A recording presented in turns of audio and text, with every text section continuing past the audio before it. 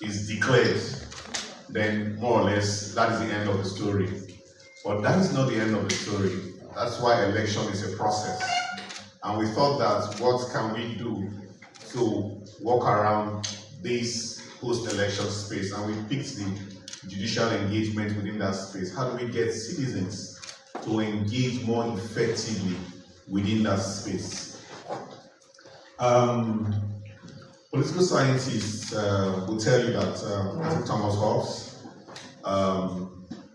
the social contract theory, they'll tell you that, of course, social contract theory simply states that before now, life was nasty, brutish, and short, and the social contract was drawn that says that we the people, hereby give you the authority as government. So the government derives its legitimacy, its power from the people.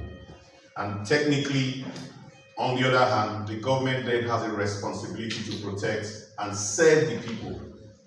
And that goes to say that any government anywhere in the world is supposed to be, mark my word, including authoritarian governments, is supposed to be accountable to the people. However, maybe that's not the case in what we see in several places. But what we are looking at is, in Nigeria's example, where we have the executive, the judiciary, and the legislative, the three tiers of government, the citizens are the boss. The citizens are supposed to hold the government accountable. So how do we get the citizens to be active in the legislative process, the post-election legislative process?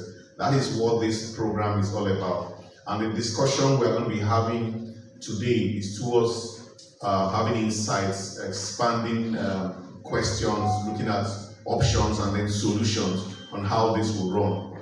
At some point we'll tell you about the project, but that's just a brief from my own part. So actually, Nigeria welcomes you to the national convening towards the effectiveness of the judiciary and promoting transparency and accountability of the electoral process. This convergence doubles as the inception meeting for the citizens-led engagement on judicial accountability in post-election justice delivery, which is called the Clip Justice Project. Now, why are we still bothered when election has come and gone? Even for the presidential, even at least yesterday or two days ago, the case has been rounded up. So the appeal court has given judgments in the case of a senator, and that's the final bus stop. So, but why are we still going ahead with this? And for us, it's not about these particular cases, but it's about the lessons that we're going to be learning from these cases, the lessons that we're going to learn from the judicial process and judicial involvement pre, during, and after the election, and how do we improve on it and get citizens more involved in that space at the end of the day. It's a great pleasure and with a sense of humility that I deliver this opening remark. But before I proceed, it's important to highlight that actually Nigeria is an affiliate of ActionAid Federation, which has a footprint in over 70 countries across the world. As an anti-poverty government organization, we have been working in Nigeria to combat poverty, promote social justice across 36 states of the Federation and the Federal Capital Territory in over 23 years. Actually, Nigeria believes that poverty can be eradicated if the right redistribution of resources and resilience is prioritized. With a current concentration in 27 states, we have worked across themes which include governance, social mobilization, women's rights, education, health, humanitarian, public finance, food, agriculture, empowering women, girls, young persons, and communities across all geopolitical zones in Nigeria. We acknowledge the fact that there is a power of one person.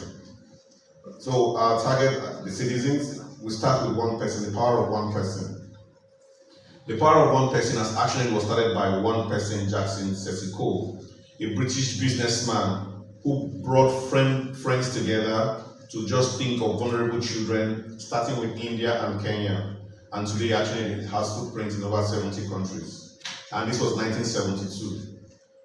Since the return of democracy in 1999, elections in Nigeria have been characterized by fraud manifesting in different dimensions. This includes vote buying, rigging, violence, thuggery, corruption, manipulation of the voters' register, falsification of results, and calculated disenfranchisement of voters, among others, and the interference of the judiciary in the electoral process in Nigeria.